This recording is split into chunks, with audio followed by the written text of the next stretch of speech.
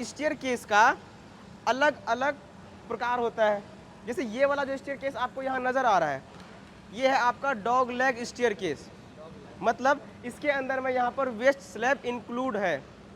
Waste slab, ये जो आपको नज़र आ रहा है ना, आप लोग वहीं रहना, ये जो आपको नज़र आ रहा है ये इसका वेस्ट स्लैब है।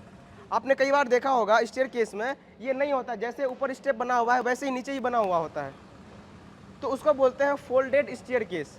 फोल्डेड, ठीक, या फिर जिगजैग स्टेयर केस, ठीक है। मतलब विदाउट वेस्ट स्लैब, उसमें वेस्ट स्लैब नहीं, यहाँ पर वेस्ट स्लैब है ना, उसमें वेस्ट स्लैब नहीं होता है। क्लियर है।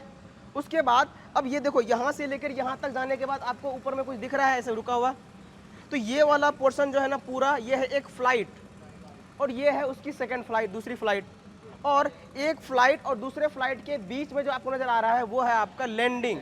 क्या है? लैंडिंग है, ठीक। अब उसके बाद ये एक फ्लाइट में आप देखो, जहाँ पर मैं पैर रखा हूँ, ये पैर रखा हुआ हूँ, ये क्या है? ट्रेड। ये वाला पोर्शन कहलाता है राइजर। ये क्या है? राइजर है। मतलब ट्रेड और राइजर के कॉम्बिनेशन से जो मिलके बनेगा उसको बोलते हैं स्टेप। क्या बोलेंगे? स्टेप। मतलब एक स्टेप, दो स्टेप, तीन स्टेप, 4, 5, 6 ऐसे करके हम ऊपर तक चढ़ते हैं।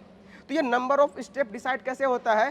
पूरी फ्लोर की हाइट, पूरी फ्लोर की हाइट, और डिवाइड करते हैं राइजर की हाइट, ठीक है। उससे क्या निकल के आ जाता है? आपका नंबर ऑफ स्टेप। अब स्टेप कैसे बनेगा? तो मैंने बताया आपको कि एक ट्रेड और एक राइजर मिल के बनेगा आपका स्टेप। और पूरी फ्लाइट कैसे बनेगा? स्टेप्स और वेस्ट स्लैब का कॉम्बिनेशन, कि वेस्ट स्लैब होगा उसमें और क्या होगा? स्टेप्स होगा, दोनों मिलकर बन रहा है, वो क्या कहलाएगा? पूरी फ्लाइट कहलाएगी। फ्लाइट, फ्लाइट मतलब उड़ना होता है ना, ये फ्लाइट है। और वो सामने जो दिख रहा है वो क्या है? आपका लैंडिंग। क्लियर है।